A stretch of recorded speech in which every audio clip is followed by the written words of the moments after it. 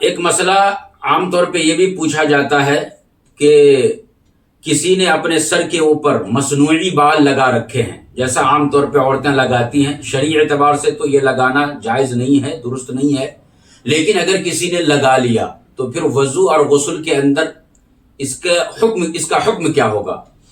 تو اس کے بارے میں آپ یاد رکھیے کہ جو چیز زائد ہم نے سر کے اوپر بال کی شکل میں لگایا ہے، اس کا حکم جو ہے وہ زائد چیز ہے۔ وہ جب ہم وضو کر رہے ہوں اور غسل کر رہے ہوں تو ہمیں اپنے سر کے اوپر سے اس حصے کو نکال دینا پڑے گا، ہٹا دینا پڑے گا۔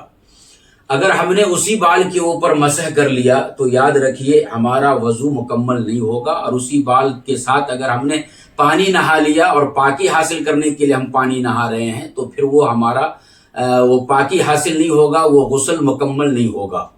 اس واسطے جب ایسا شخص یا ایسی عورت وضو کر رہے ہوں تو ان کو چاہیے کہ وہ بال کو ہٹائے اور اصلی بال جو سر کے اوپر ہے اس کے اوپر مسح کرے، اور غسل جب کر رہے ہوں تو اس بال کو نکال دے۔ جو اصلی بال ہے اس بال کے جڑ تک چاہیے کہ وہ پانی کو پہنچائیں۔